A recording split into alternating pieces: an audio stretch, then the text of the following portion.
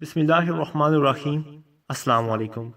ایک مرتبہ کا واقعہ ہے کہ سید الانبیاء نبی رحمت صلی اللہ علیہ وآلہ وسلم طواف فرما رہے تھے کہ ایک اعرابی کو اپنے آگے طواف کرتے ہوئے پایا جس کی زبان پر یاکریم یاکریم کی صدا تھی۔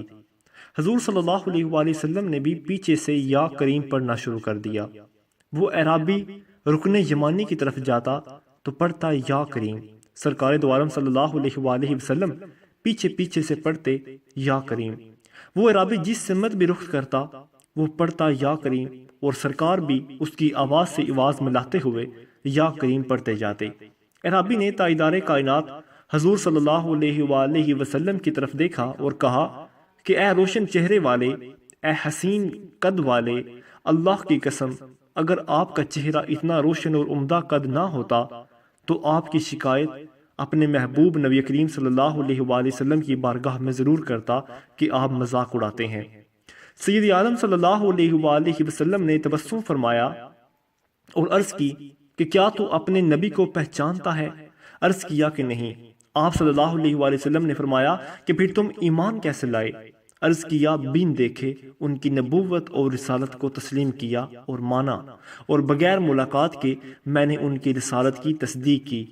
آپ صلی اللہ علیہ وآلہ وسلم نے فرمایا کہ مبارک ہو، میں دنیا میں تیرا نبی ہوں اور آخرت میں تیری شفاعت کروں گا۔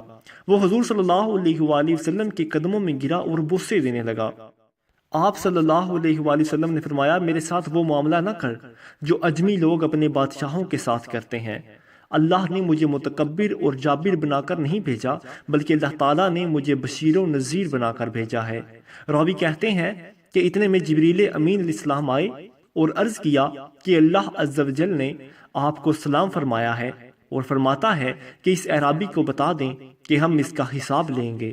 اعرابی نے کہا یا رسول اللہ صلی اللہ علیہ وآلہ وسلم، کیا اللہ میرا حساب لے گا؟ فرمایا ہاں، اگر وہ چاہے گا تو حساب لے گا۔ عرض کیا اگر وہ میرا حساب لے گا تو میں اس کا حساب لوں گا۔ آپ صلی اللہ علیہ وآلہ وسلم نے فرمایا کہ تو کس بات پر اللہ سے حساب لے گا؟ اس نے کہا اگر وہ میرے گناہوں کا حساب لے گا تو میں اس کی بخشش کا حساب لوں گا کہ میرے گناہ زیادہ ہیں کہ تیری بخشش۔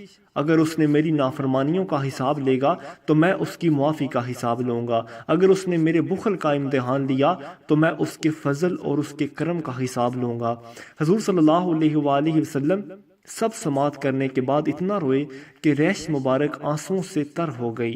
پھر جبریل امین علیہ السلام آئے اور عرض کیا اے اللہ کے رسول صلی اللہ علیہ وآلہ وسلم، آپ رونا کم کریں کہ آپ کے رونے نے فرشتوں کو اپنی تسبیح و تحلیل بھلا دی ہے۔ اپنے امتی کو کہیں نہ وہ ہمارا حساب لے نہ ہم اس کا حساب لیں گے، اور اس کو خوشخبری سنا دیں کہ جنت میں آپ کا ساتھی ہوگا۔ عقل نے سمجھا ہے، کیا عشق نے جانا ہے، ان خاک نشینوں کی ٹھوکر میں زمانہ ہے۔ اللہ تعالیٰ ہمیں حضور صلی اللہ علیہ وآلہ وسلم کے ساتھ سچا عشق نصیب فرمائے۔ آمین بجاہ نبی الامین۔ مزید اچھی ویڈیوز کے لیے ہمارے چینل کو سبسکرائب کریں۔